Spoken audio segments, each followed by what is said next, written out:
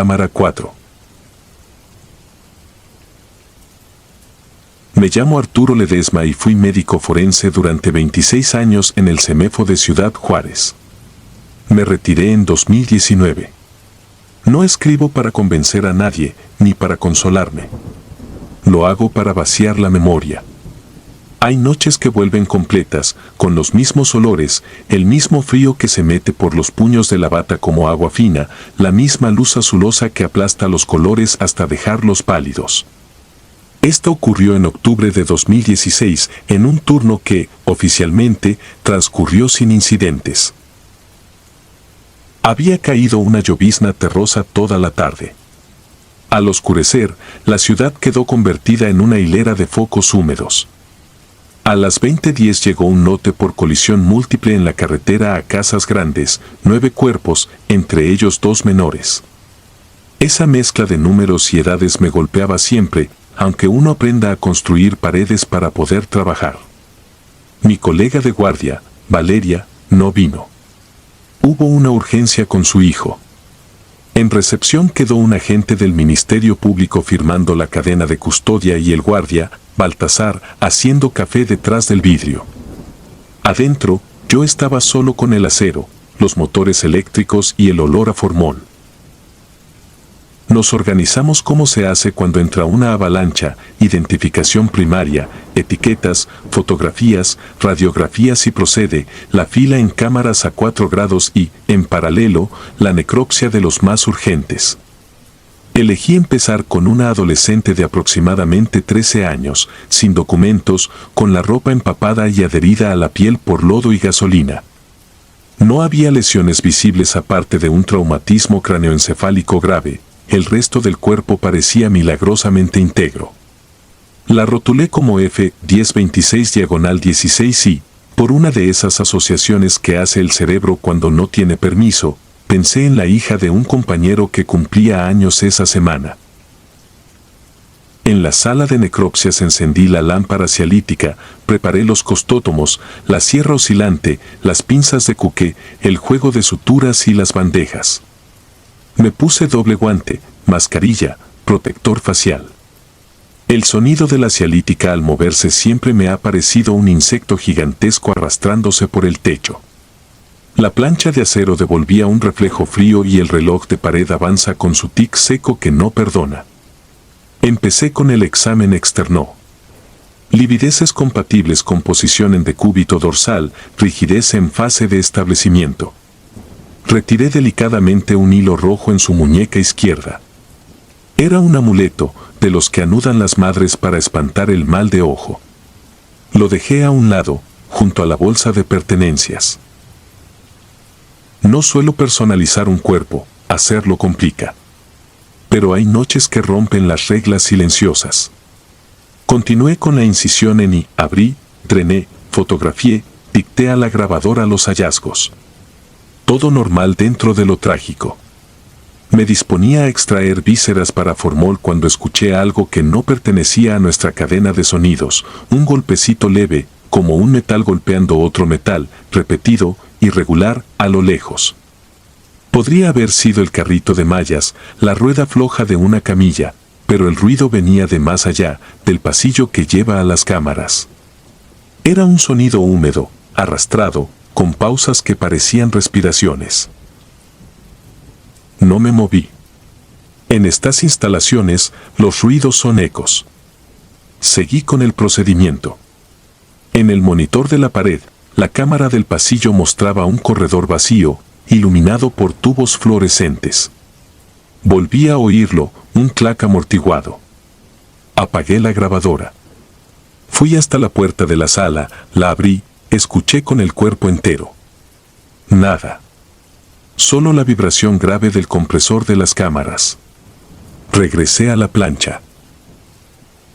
Sobre la mano de la adolescente, en la zona del primer espacio interdigital, vi algo que no estaba ahí 5 minutos antes, una marca tenue, rojiza, en forma de media luna. No sangre, más bien un roce reciente que había levantado la palidez de la piel. Repetí el examen. La piel fría no inventa marcas, las recibe. Miré la bolsa con el hilo rojo. Inerte. Volví a colocarme frente al monitor. El pasillo seguía vacío. El golpecito regresó, esta vez más cercano, acompañado de un chasquido evidente, un cierre de cremallera recorriendo dientes. Conozco ese sonido. Lo hacen las bolsas mortuorias cuando alguien las abre o las cierra y cuando las ruedas vibran al paso. Caminé hacia el pasillo. El aire seco de la cámara frigorífica escapaba por una junta mal sellada. El foco al fondo parpadeó y se estabilizó. Abrí la puerta de la cámara 4. El aliento me salió en una nube blanca. Hileras de planchas, cada una con su bolsa negra, sus etiquetas de cartón con número de folio, su fecha, su hora. En la segunda plancha, la bolsa con F1031/16, una mujer de aproximadamente 35 años, politraumatizada, tenía el cierre 2 centímetros más abajo que como yo lo dejé. La mano derecha asomaba por el hueco, rígida, con tierra en las uñas. No era la rigidez habitual, los dedos estaban crispados en una actitud que a uno le gustaría llamar gesto, pero aquí no usamos esa palabra. Revisé la etiqueta, procedencia coincidente con la adolescente. Tomé fotografías. Volví a cerrar la cremallera. Registré en mi libreta, anomalía en cierre, cámara 4. Posible vibración de compresor. De regreso, en el piso del pasillo vi unas manchas pequeñas, opacas, no exactamente sangre fresca ni agua. Les pasé una gasa, marrones, filamentosas, con olor a hierro viejo. Seguí el rastro 2 metros hasta perderlo en una unión del mosaico. Ese detalle me instaló el frío debajo de la bata. No soy hombre de sugerencias, busco causas.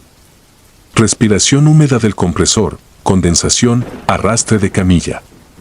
Escribí eso también. El acto de escribir inventa un orden en el que descansar. Volví a la sala de necropsias. Encendí la grabadora. Retomé. El corazón de la adolescente tenía equimosis subepicárdicas puntiformes, compatibles con trauma. A cada tanto miraba su mano izquierda.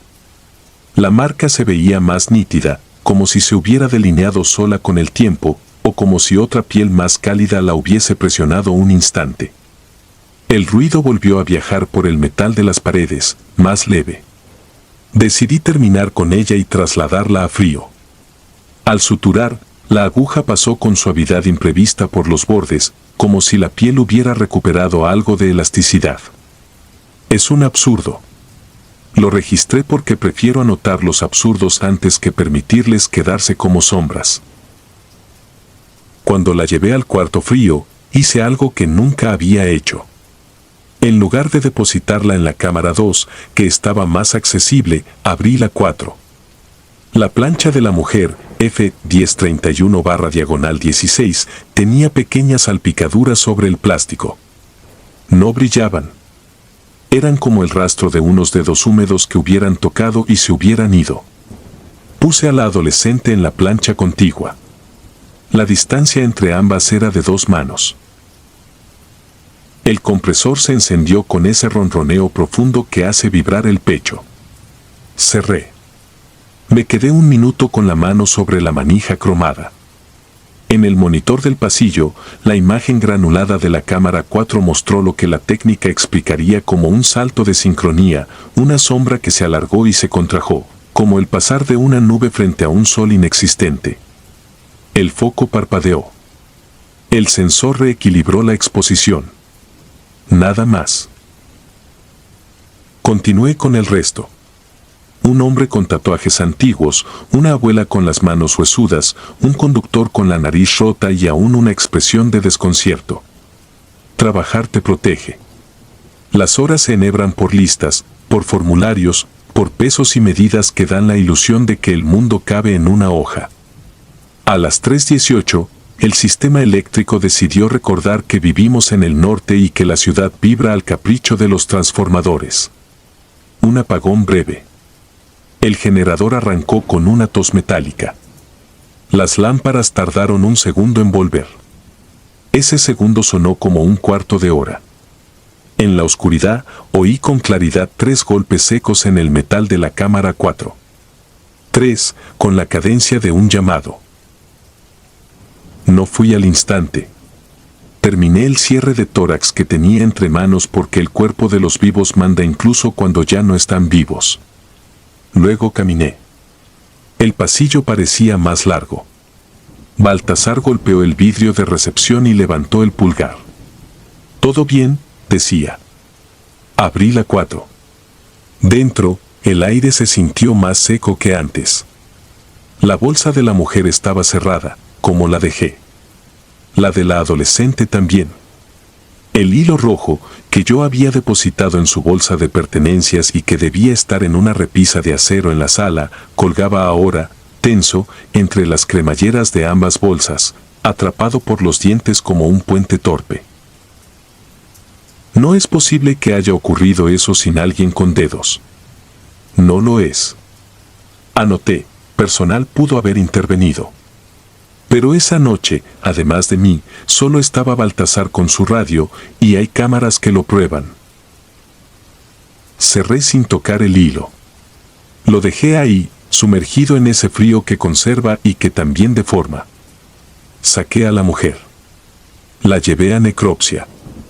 El ruido se acabó como se apaga una tormenta al cruzar un cerro. Trabajé con ella sin un solo crujido fuera de los previsibles.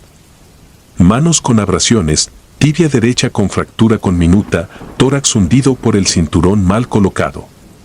En la palma de la mano derecha, la misma media luna rojiza que había visto antes en la otra. Tomé muestra, fotografié, dicté. Terminé a las 5:42. Las cámaras respiraban como animales dormidos.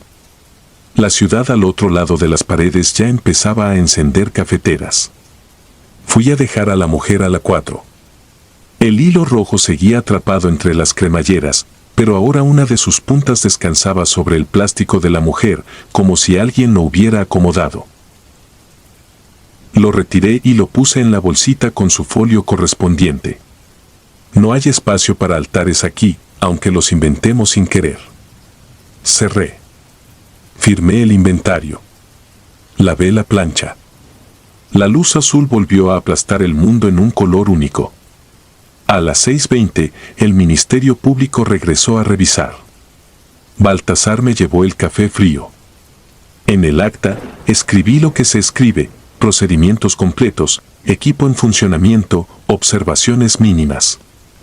Nada de sombras, nada de hilos, nada de golpes contados de 3 en 3. Días después supe, por esa red discreta que atraviesa oficinas y funerarias, que la mujer y la adolescente eran madre e hija. Las entregaron juntas. El padre sobrevivió con lesiones severas. Nadie me pidió explicaciones por la marca gemela en ambas palmas, ni por el hilo. Nadie me las podía pedir porque nada de eso existe en un expediente. Hay cosas que se evaporan en el tránsito de lo real a lo registrado. Me retiré 3 años después. A veces reviso mentalmente aquella guardia como quien repasa una incisión buscando fugas. No encuentro nada que no sea verificable, salvo esa pequeñísima elasticidad en la piel al suturar, ese hilo atrapado donde no debía estar, esa manera en que el ruido cesó cuando las puse a la misma distancia. Podría llamarlo casualidad, vibración, estrés, ojos cansados. Es cómodo. También podría llamarlo pena que no entiende de compresores ni de protocolos, una fuerza que insiste en tocar lo que le arrancaron. Prefiero no llamarlo de ninguna manera. Me basta recordar el frío exacto de la cámara 4, la manija cromada bajo mi mano y el sonido nítido de 3 toquidos que ningún reporte recogió. Con eso me alcanza para no dormir algunas noches. Y para escribir esto, quizá para dejar de soñarlo igual.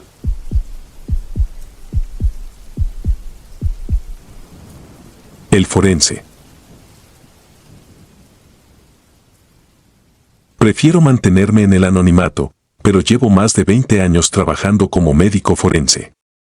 He visto cosas que muchos preferirían ignorar y me he acostumbrado al hedor de la muerte y al silencio glacial de la morgue. En estos pasillos, entre cuerpos inertes y el eco de mis propios pasos, he descubierto que la muerte es solo el principio de otro tipo de realidad. No hablo de fantasmas de manera ligera, ni pretendo ser sensacionalista, no busco asustar a nadie. Sin embargo, lo que experimenté recientemente me hizo dudar de mi propia cordura y puso a prueba toda lógica científica que había respetado hasta entonces. Todo comenzó una madrugada, hace algunas semanas. Las luces frías del laboratorio proyectaban sombras largas y grotescas mientras me concentraba en un caso particularmente difícil. Se trataba del cuerpo de una mujer joven, hallada en el río tras semanas desaparecida. Su piel estaba pálida y arrugada por el agua, pero había algo en su expresión que me inquietaba. Sus ojos, aunque cerrados, parecían seguirme mientras me movía a su alrededor. Estaba solo en la morgue esa noche. Mi colega de turno había llamado para decir que llegaría tarde y yo prefería adelantar trabajo antes que perder el tiempo. El ambiente, usualmente pesado, parecía aún más opresivo de lo habitual. Sentía un cosquilleo en la nuca, un escalofrío persistente que me obligaba a mirar hacia atrás constantemente, aunque sabía que no había nadie más allí. Sin embargo, de repente, escuché algo. Un suave susurro, como el roce de una tela sobre el suelo de baldosas. Miré hacia la puerta, pero no vi nada. Me acerqué, sosteniendo el bisturí en la mano sin darme cuenta. El sonido se desvaneció, dejando solo el zumbido de las luces fluorescentes. Intenté convencerme de que solo era el viento que se colaba por alguna rendija, pero una parte de mí sabía que algo estaba mal. Me esforcé por concentrarme en el cuerpo frente a mí, revisando cada herida, cada detalle. Pero el aire se sentía espeso, como si una presencia invisible se arrastrara a mi alrededor.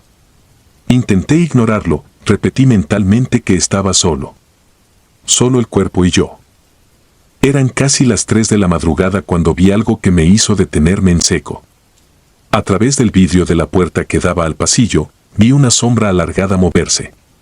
No era la de un humano, o al menos no parecía serlo. La figura parecía borrosa, como si estuviera ligeramente desfasada del espacio real. Mi corazón comenzó a latir con fuerza y el bisturí tembló en mi mano. Entonces, la figura se detuvo y la vi con claridad. Era una mujer. No podía ver su rostro, pero su silueta estaba claramente definida. Era ella, la mujer del río. Quedé paralizado. Mi mente intentaba encontrar una explicación lógica, pero ninguna tenía sentido. ¿Cómo podía estar moviéndose en el pasillo si su cuerpo estaba sobre la mesa frente a mí? Me acerqué lentamente, cada paso parecía eternidad. Cuando estaba a unos metros, la mujer se giró hacia mí y en ese instante me di cuenta de que sus pies no tocaban el suelo. Flotaba en el aire y el frío que desprendía era tan intenso que me dolían los huesos. Intenté hablar, pero las palabras se atoraron en mi garganta. No tenía sentido hablarle a un cadáver. Cerré los ojos, respiré profundamente y cuando volví a abrirlos, ella ya no estaba. Solo quedaba ese frío inexplicable en el aire, como si su esencia hubiese quedado atrapada en el ambiente. No soy una persona que se deje llevar por supersticiones, pero la situación me sobrepasaba. No pude moverme por varios minutos. El cuerpo en la mesa seguía allí, inerte, pero sentía como si algo me estuviera observando desde las sombras. Pasé el resto de la noche intentando racionalizar lo que había visto, repasando cada posibilidad lógica. Me convencí de que había sido una alucinación por el cansancio, un truco de la mente al ver reflejos y sombras en medio de la penumbra. Pero la sensación de que no estaba solo en esa morgue no me abandonaba. Cuando mi colega finalmente llegó, me encontró sentado en una silla, con la mirada perdida y el cuerpo tenso como un resorte. Le pregunté si alguna vez había visto algo extraño allí, pero él se limitó a reír. Atribuyó mi pregunta a una broma, sin darse cuenta de que hablaba en serio. Intenté seguir con mi rutina los días siguientes, pero algo había cambiado. La morgue ya no me parecía un lugar neutral y clínico. Comencé a percibir movimientos fugaces en mi visión periférica, como si alguien me estuviera vigilando desde las esquinas. Cada vez que pasaba frente a la puerta, esperaba ver de nuevo esa figura flotante, y cada sombra me parecía más profunda y amenazante. Una noche, mientras trabajaba en otro cuerpo, sentí un tirón en mi bata. Al girar, no había nadie, pero la sensación fue tan real que incluso miré hacia el suelo esperando ver algún objeto que pudiera haberme rozado. Nada. Solo vacío, silencio y el frío persistente que se volvía cada vez más intenso. Sabía que algo me acechaba, algo que no quería ser visto pero que se hacía notar.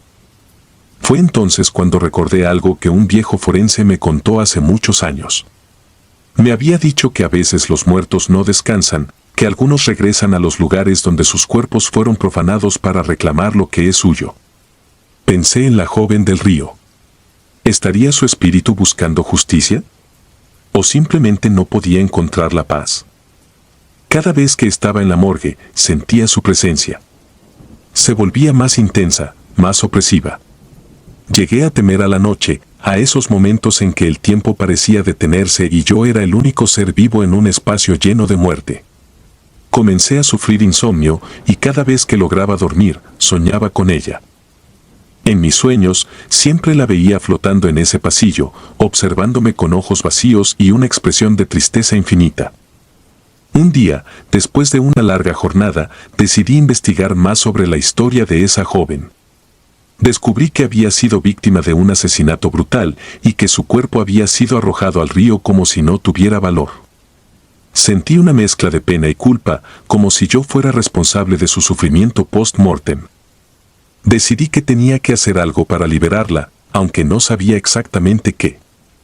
Recurrí a un viejo sacerdote, un amigo de la familia, y le conté mi experiencia. Él no se sorprendió, y eso me asustó aún más.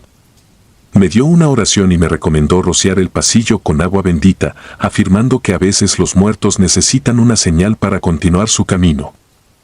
Esa noche, fui a la morgue con un pequeño frasco de agua bendita y lo vertí en el pasillo, pronunciando las palabras que el sacerdote me había enseñado. Mientras lo hacía, sentí una presencia detrás de mí. No me giré, pero supe que era ella. El frío era tan penetrante que me dolían los huesos. Con cada palabra, sentía que la presión en el ambiente disminuía, como si algo estuviera cediendo. Cuando terminé, el frío desapareció, y por primera vez en semanas, sentí un extraño alivio. Desde aquella noche, no volví a ver a la mujer del río. El pasillo recuperó su calma, y aunque el recuerdo de su figura flotante sigue presente, ya no siento que me observe. A veces me pregunto si logré liberarla o si simplemente se mudó a otro lugar de la morgue, esperando a alguien más para manifestarse. Pero una cosa es segura, lo que vi y sentí fue real. Nadie puede convencerme de lo contrario. La experiencia me cambió. Ahora, cada vez que trabajo con un cuerpo, siento un respeto distinto, un temor reverencial hacia esos restos que no siempre están tan muertos como parecen. Tal vez los muertos tienen asuntos pendientes, tal vez solo buscan ser escuchados. No lo sé. Lo que sí sé es que hay cosas en este mundo que escapan a nuestra comprensión y que la morgue, a veces, es un lugar donde esos misterios se hacen palpables, recordándonos que la muerte es solo el principio de algo que no alcanzamos a entender completamente.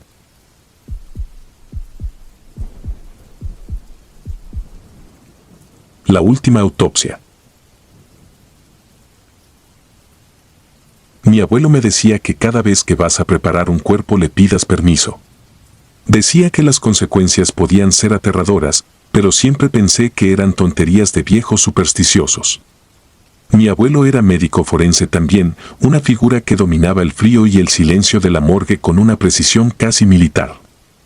Se retiró antes de que yo siquiera pensara en seguir sus pasos, y aunque me dejó esa advertencia, nunca imaginé que me tocaría vivir una experiencia que me llevaría a entender por qué insistía tanto en ello. Había sido una noche larga.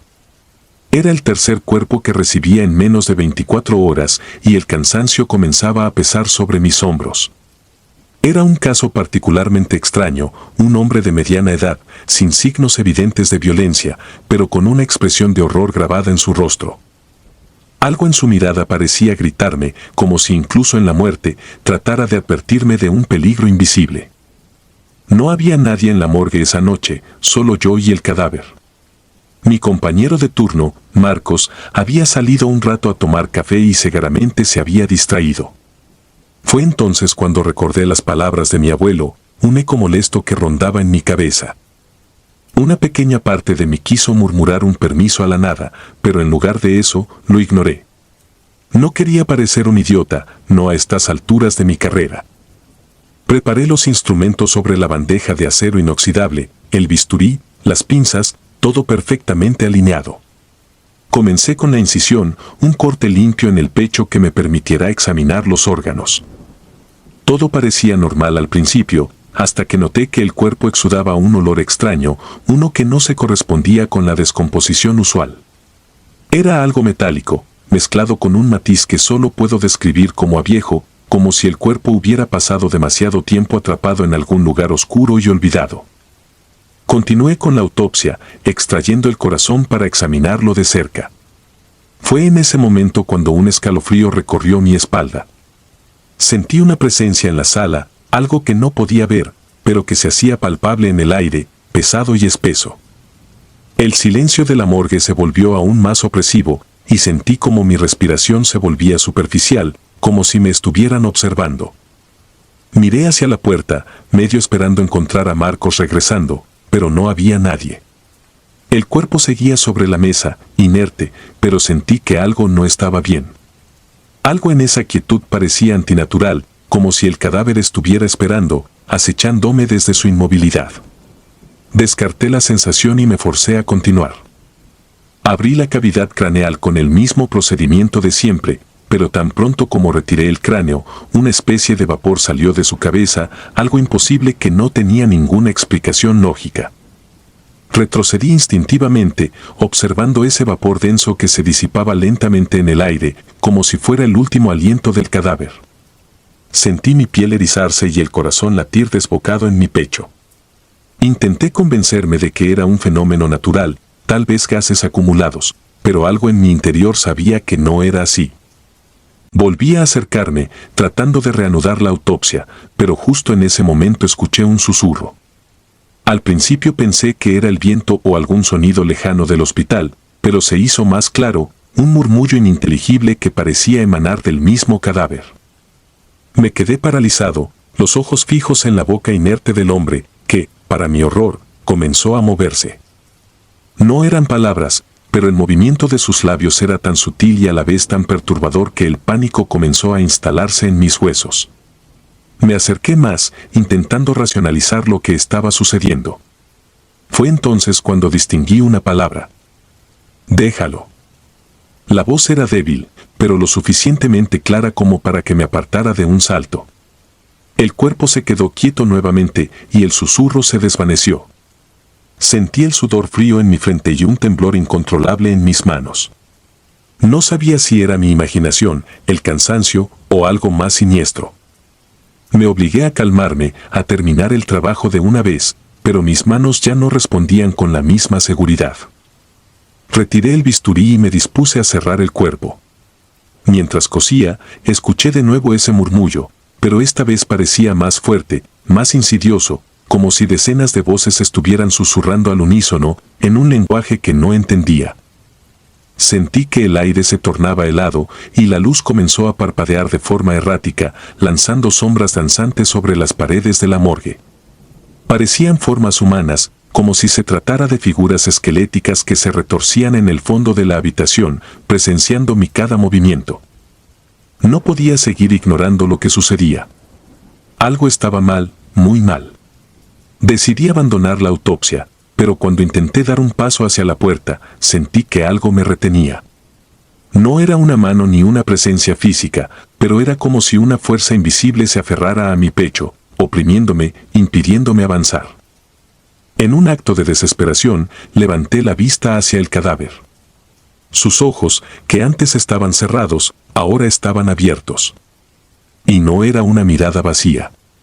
Parecía que me observaba con una intensidad aterradora, como si supiera algo que yo no. Y en esos ojos, vi algo que me heló la sangre, un reflejo, no de la sala, sino de un espacio oscuro, una especie de abismo en el que me hundía. No pude resistir la necesidad de mirar más allá, de intentar comprender lo que había al otro lado de esa mirada. Fue entonces cuando sentí una presencia detrás de mí. No tuve el valor de girarme, pero en mi mente pude imaginar un ser sin forma, una sombra que se movía lentamente hacia mí, susurrando al unísono con el cadáver. Intenté moverme, gritar, pero mis músculos no respondían. Me sentí atrapado, congelado en el tiempo, como si aquella presencia se alimentara de mi miedo, disfrutando de mi impotencia.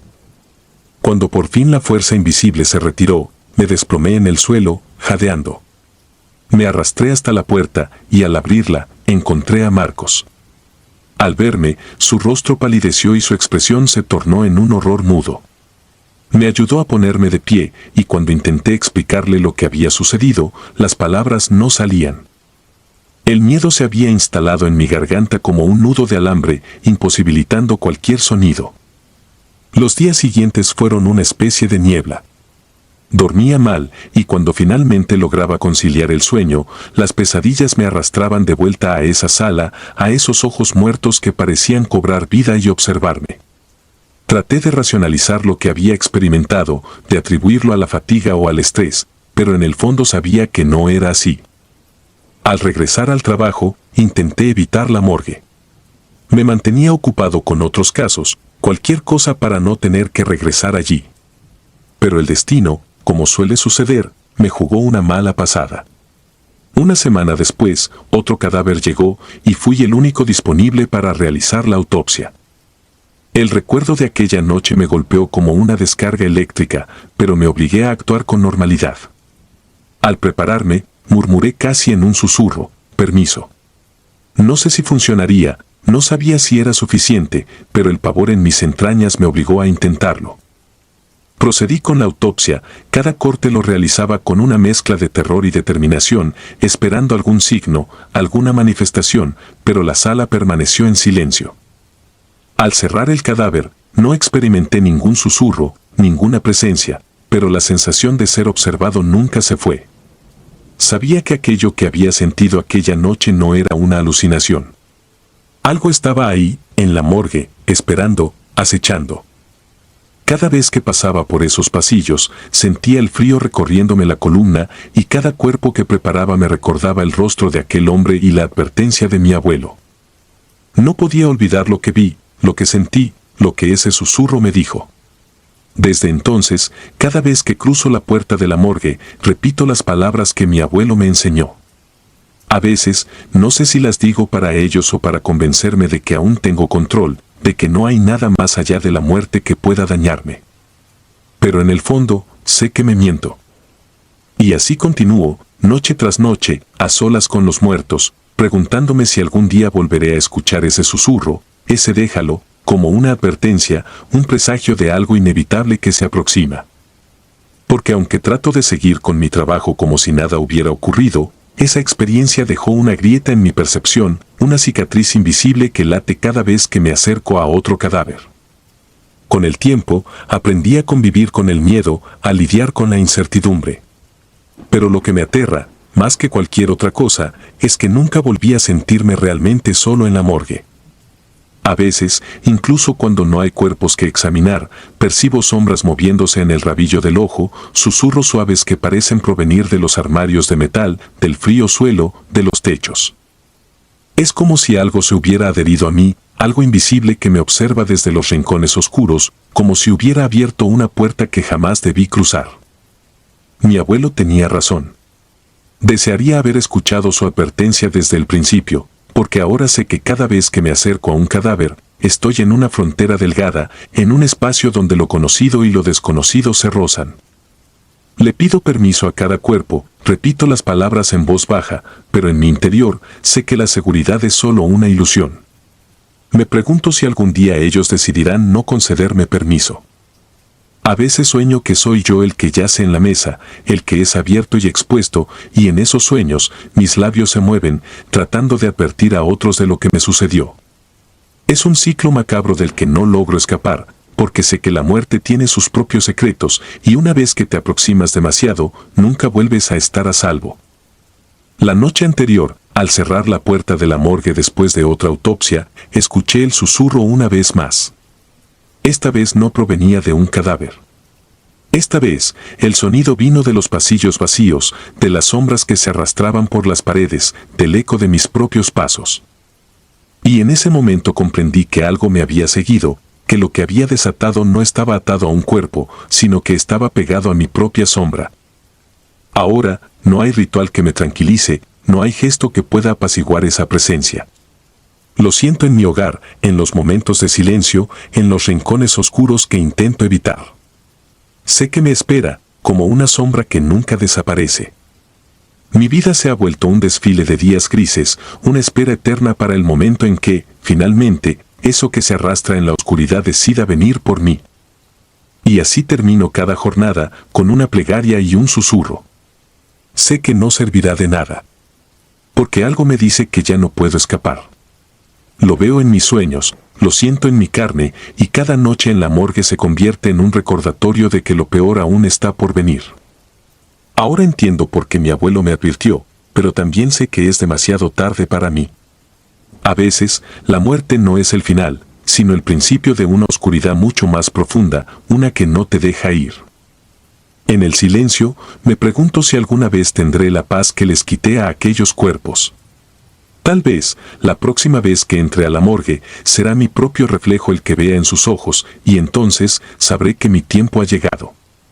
Porque hay cosas que no deben ser perturbadas, misterios que es mejor no investigar.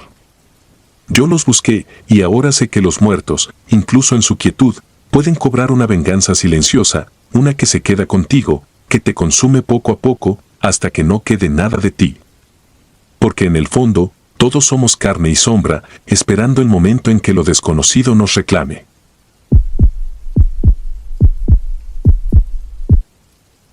La autopsia de la bruja. Mi nombre es Ernesto y fui médico forense durante más de 15 años.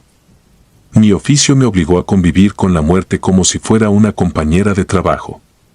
Siempre pensé que, con el tiempo, la costumbre anestesia el miedo, que los cuerpos inertes pierden cualquier rastro de amenaza. Sin embargo, en 1999, en la morgue de Guadalajara donde cubría el turno nocturno, entendí que existen cadáveres que nunca deberían reposar en una camilla fría. Aquella noche ingresó el cuerpo de una mujer mayor, encontrada en avanzado estado de descomposición dentro de su casa. No tenía familiares ni nadie que la reclamara. Fueron los vecinos quienes alertaron por el hedor insoportable que escapaba de las ventanas cerradas.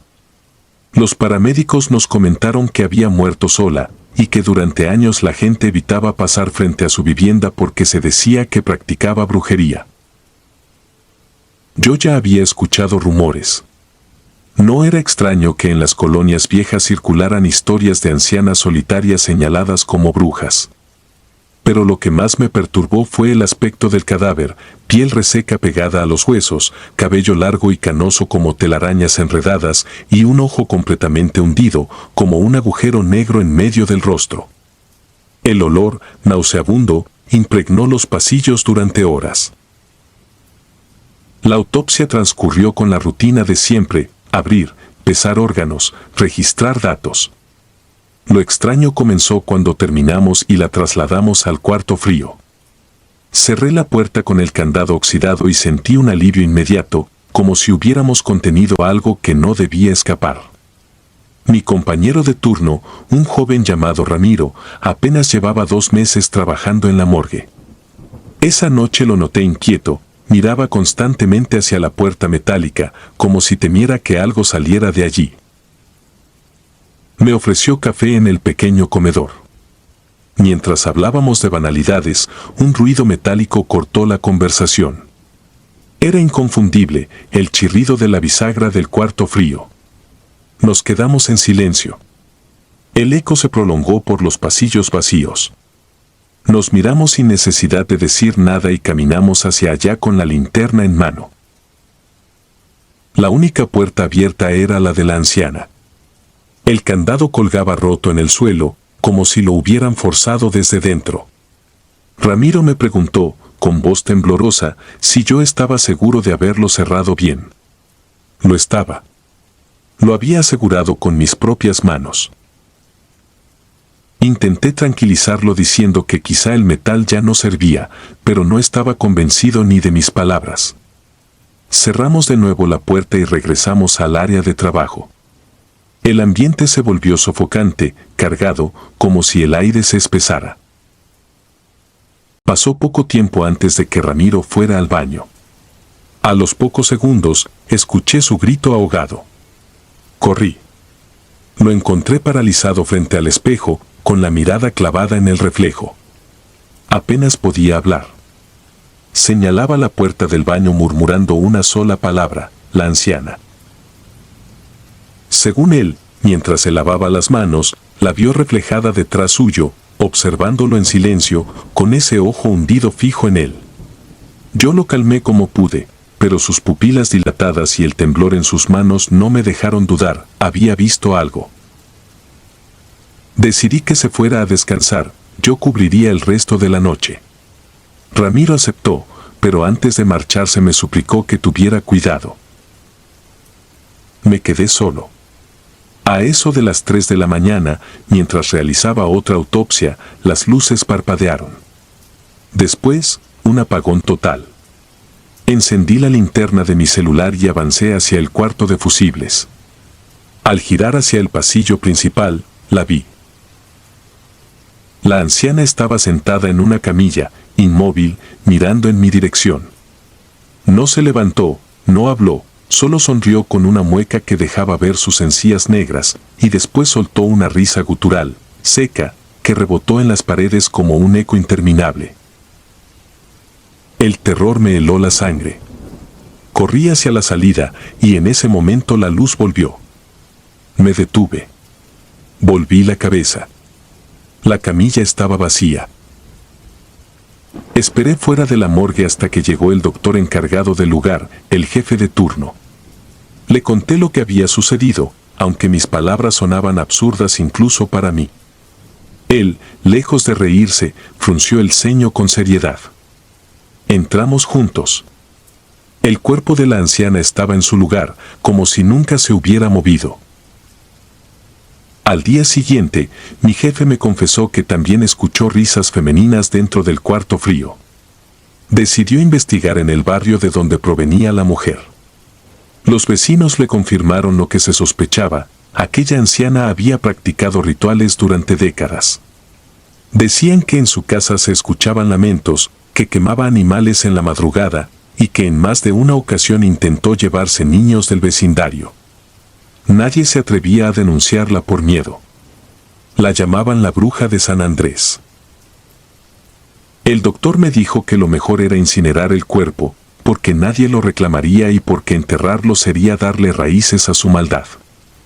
Esa misma noche lo hicimos. El horno crepitó como si las llamas lucharan contra algo invisible. Nunca olvidaré el hedor a carne quemada mezclado con un olor a azufre insoportable. Después de aquello, los pasillos de la morgue recuperaron la calma. Nunca más se escucharon risas ni se abrieron las puertas solas. Sin embargo, yo ya no volví a ser el mismo. Han pasado más de 20 años desde esa experiencia. Todavía sueño con esa risa. Todavía siento que, al apagar las luces de mi casa, ella me observa desde algún rincón con su ojo hundido, esperando que el día que me toque estar sobre una camilla sea también la oportunidad de reclamar mi alma.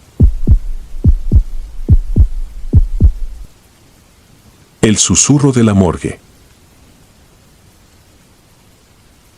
Soy médico forense desde hace 9 años. Mi carrera me ha llevado a distintas morgues, hospitales y fiscalías de varios estados de México y, en ocasiones, a colaborar en el extranjero. Siempre me ha parecido curioso cómo uno puede acostumbrarse a convivir con la muerte de manera tan mecánica, casi rutinaria. Sin embargo, hay experiencias que quiebran cualquier costumbre, momentos en los que la línea entre lo racional y lo imposible se difumina. Esta historia es uno de esos momentos, y aunque muchos no me crean, juro que ocurrió exactamente como la contaré. Hace unos años me llamaron desde Guatemala para ayudar en un caso que había causado conmoción. Se trataba de la exhumación del cuerpo de una joven que, según la versión oficial, se había quitado la vida. La familia no aceptaba esa conclusión y presionó hasta conseguir que se realizara una segunda autopsia. Yo fui contactado porque había trabajado en situaciones similares, incluso en cuerpos en avanzado estado de descomposición. Confiaba en que mi experiencia sería suficiente para darles la certeza que buscaban. La joven había muerto en 2014. Su esposo la encontró supuestamente colgada en la sala de su propia casa. El informe pericial indicaba suicidio por ahorcamiento, pero sus padres se negaban a creerlo. Decían que su hija no padecía depresión, que tenía proyectos, que estaba a punto de intentar concebir a su primer hijo. Cuando me reuní con ellos, noté una desesperación que me conmovió profundamente. No buscaban venganza, solo la verdad. El mismo esposo también firmó el consentimiento para la exhumación. No encontré nada extraño en él, aunque su serenidad me resultó inquietante. La exhumación se llevó a cabo una tarde gris, con un cielo tan pesado que parecía aplastarnos a todos. El olor era penetrante y sofocante, pero yo ya estaba acostumbrado. Trasladaron el cuerpo a la morgue del hospital donde trabajaría durante los siguientes días. Por costumbre, preferí trabajar en la noche, cuando el silencio es absoluto y no hay distracciones. Esa primera autopsia no reveló nada distinto de lo ya establecido, muerte por ahorcamiento. Los surcos en el cuello eran evidentes y aunque el cuerpo estaba deteriorado, todo coincidía. Sentí un ligero vacío en el pecho al pensar en la familia que aún aguardaba esperanzas. Guardé mis instrumentos, me quité los guantes y me dispuse a cerrar todo, cuando ocurrió algo que me dejó helado. La mano rígida de la joven se movió apenas un par de centímetros y rozó la mía. No fue un espasmo muscular, no después de años bajo tierra. Fue un contacto deliberado, frío y lento. El bisturí se me resbaló de los dedos y quedó tintineando en el suelo metálico. No reaccioné de inmediato, mi mente buscaba explicaciones lógicas, pero ninguna encajaba. Con un temblor en la voz murmuré algo para convencerme de que lo había imaginado. Cerré la sala y me fui a descansar. Me habían hospedado en un pequeño departamento a unas calles del hospital. Apenas entré, me quité la bata y me encerré en el baño para darme una ducha. Necesitaba limpiar no solo mi cuerpo, sino la sensación pegajosa de aquel contacto. El agua caliente corría sobre mí cuando, de repente, escuché pasos en la habitación. Apagué la regadera, contuve la respiración y presté atención. El golpeteo era claro, lento, como si alguien caminara descalzo sobre la duela. Salí con la toalla ajustada y revisé cada rincón. Nadie. Todo cerrado. La lógica me decía que estaba cansado y sugestionado, pero el instinto gritaba otra cosa. Me lavé los dientes antes de acostarme. El espejo estaba empañado, pero pude ver mi silueta. Fue entonces cuando lo sentí, una presencia detrás de mí. El aire se volvió helado y la piel se me erizó por completo. Cerré los ojos con fuerza, aterrado de lo que pudiera reflejarse. Me sostuve del lavabo con ambas manos, temblando. Cuando por fin reuní valor, abrí los ojos. La imagen que vi aún me persigue en sueños. La joven estaba allí, no en carne viva ni como cadáver, sino como un espectro entre ambos estados. Sus ojos llorosos, cargados de tristeza y súplica, me perforaron el alma. No estaba podrida ni intacta, era una mezcla imposible, una representación del dolor detenido en el tiempo. El reflejo duró segundos, pero a mí me parecieron eternos. Giré el rostro hacia atrás y no había nadie. Lloré como nunca lo había hecho. A lo largo de mi carrera había visto todo tipo de horrores, pero jamás algo que desafiara la lógica de esa manera.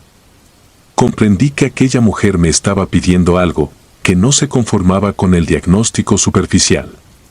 Regresé de inmediato a la morgue, con el corazón palpitando a un ritmo enfermizo.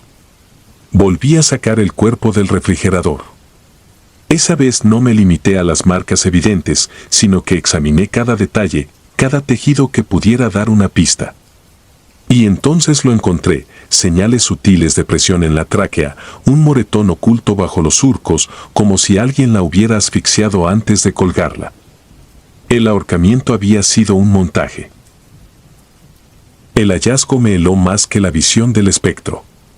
Tenía en mis manos la prueba de que aquella joven no se había quitado la vida. Entendí su súplica muda, su presencia en el espejo. No buscaba asustarme, exigía justicia. Redacté un informe minucioso durante la madrugada, apenas sosteniéndome con café y el temblor de mis manos. Al día siguiente entregué los resultados a la fiscalía y a la familia. La reacción fue devastadora. Los padres lloraron con una mezcla de rabia y alivio. La madre me abrazó con tal fuerza que sentí su desesperación transmitirse a mis huesos. El esposo, en cambio, se puso pálido y esquivó mi mirada. Horas después, desapareció de la ciudad. Eso lo delató más que cualquier prueba. Lo encontraron días después, oculto en casa de un familiar. Confesó haberla matado tras una discusión y haberla colgado para simular un suicidio. El caso se cerró con su condena. Muchos pensaron que mi trabajo había terminado allí, pero para mí apenas comenzaba la condena personal. A pesar de haber cumplido con mi deber, no pude dormir en paz durante meses. En cada espejo, en cada superficie reflectante, temía encontrar nuevamente esa mirada implorante. Nunca más volví a trabajar en una morgue de noche. Prefería soportar el bullicio del día que enfrentar ese silencio en el que las almas parecen despertar. Hoy cuento esto porque necesito expulsarlo de mí. La ciencia me sostiene, pero esa noche me enseñó que la muerte guarda secretos que ningún bisturí puede abrir. No sé si fue un fantasma, una proyección de mi conciencia o una mezcla de ambas cosas. Lo único que sé es que esa joven me eligió para revelar su verdad, y que desde entonces cargo con la certeza de que hay algo más allá de lo que vemos. Al recordar su mirada, aún siento un escalofrío que me recorre la espalda. No hay peor condena que entender que la morgue no siempre guarda solo cuerpos, sino también voces que suplican justicia en el silencio. Si disfrutas de los relatos, te invitamos a apoyarnos con un like y un comentario, ya que eso nos ayuda muchísimo. Además, si aún no estás suscrito o suscrita, te animamos a formar parte de la comunidad del terror. Muchas gracias por escucharnos y por tu apoyo.